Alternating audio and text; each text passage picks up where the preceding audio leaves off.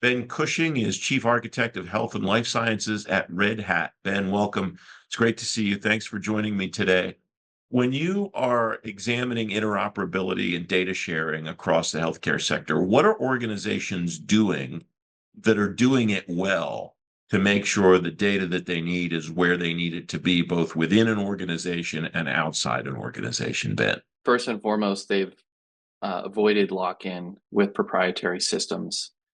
Uh, that has, across the board in the healthcare industry, has led to lock-in itself has led to dramatic um, loss of interoperability because of like the reluctance of companies to release data. Like owning of data is really helpful for a business.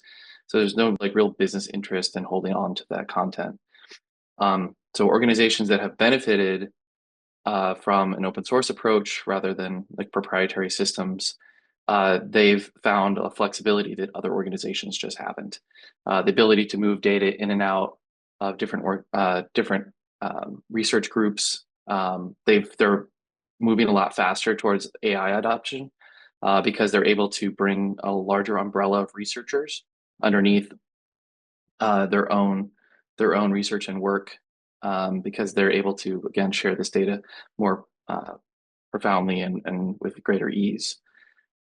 I think the other big takeaway on the just coming back to AI for a second is a lot of these organizations are uh, putting their attention on the kinds of systems that will harmonize data. So, we have 100 years of healthcare medical information. Okay, it's pretty robust, and the challenge is turning all of that body of knowledge into something that's actually actionable. And organizations that are embracing uh, large language models in particular for understanding that wealth of information and then using the output of that to like harmonize the data itself into actionable content are seeing the greatest benefit. They're able to actually see automation occur. So, like one of the biggest hurdles to automation in healthcare is this data interoperability issue.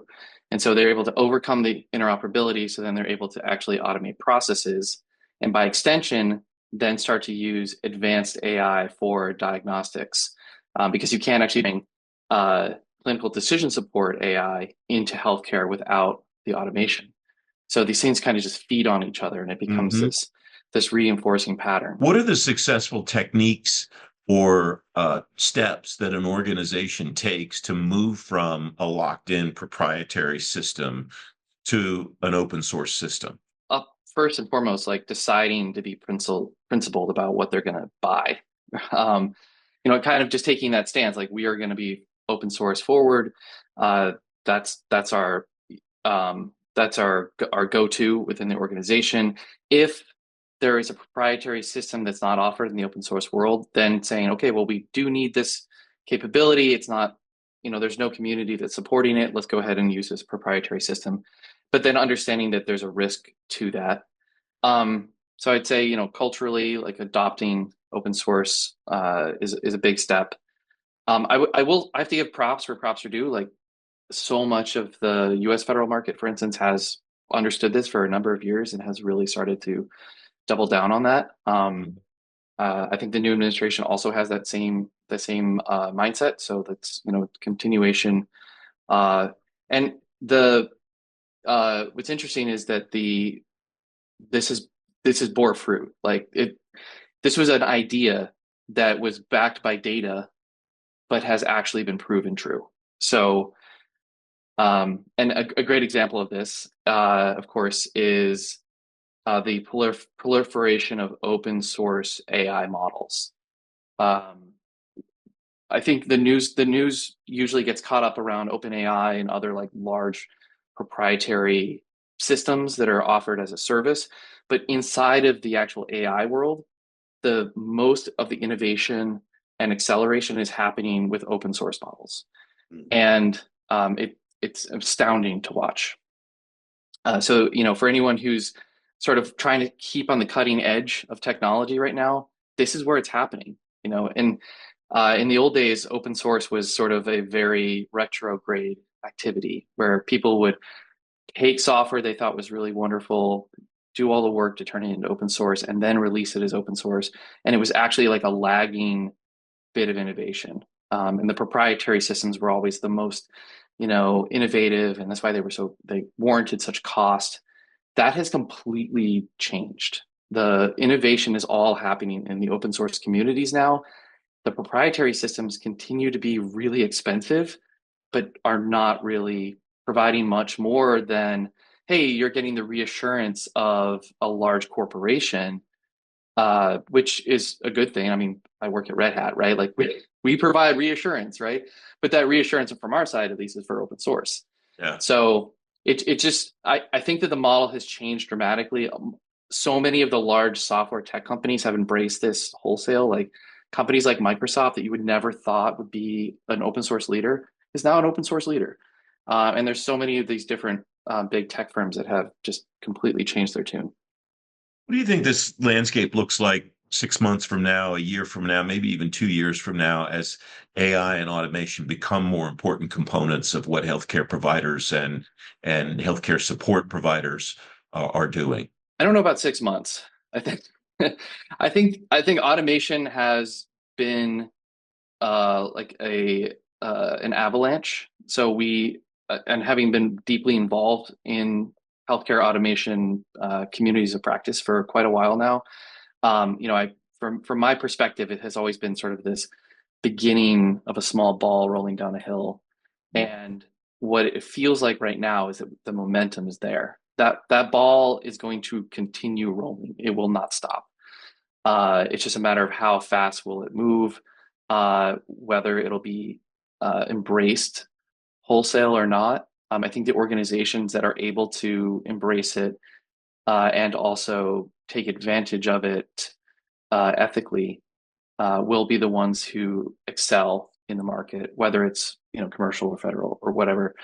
Um, and so let me give an example of what that looks like, right? So many of the like healthcare steps that occur in just in a hospital are are people remembering the thing they're supposed to do, right? Like, so just imagine like a long checklist of stuff that a nurse has to do in a single day for a single patient for a single kind of condition that patient may have.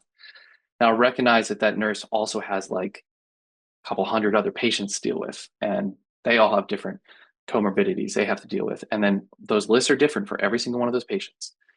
And in order to provide best practice and provide high quality care, they need to follow like standardized steps for each one of these patients with, of course, like changes here and there and variances based on the patient themselves. One of the easiest ways to automate this is to turn those checklists into task-based activities that are tracked, meaning that the nurses, that we have information about the patient. It produces a list for the nurse to consider. Don't have to do everything on that list. They are professionals. They have the knowledge to decide which things have to get done and which things don't. But at the very least, there's a list. And then as those things get done, they get checked off like in a system so that the other people who participate in that same care understand that those things happened. Right now, inside of an electronic health record, those care plans, as they might call it, clinical care protocols, are not. They don't really exist. Like they're emergent in the sense that they happen, but there's no data that actually represents what was done at a task level. So part of this whole automation space is changing that paradigm, moving more towards process as a means of tracking information rather than just data, right? Like the electronic health records are there to provide you with data, and we need them to provide us with like state of process. One of the nice things about the open source community in this space is there is a vast majority of open source products out there and standards for tracking process. And these are processes that can run in parallel to the electronic health records and exchange information with the electronic health records over other open source standards like FHIR and other things like that in order to inform the EHR of what's been done. But at the same time, bolting on this capability that's largely lacking from the space. Man, it's terrific insight, and I'm grateful that you spent some time with me today. Thanks very much for joining me. Great to be here. Thank you.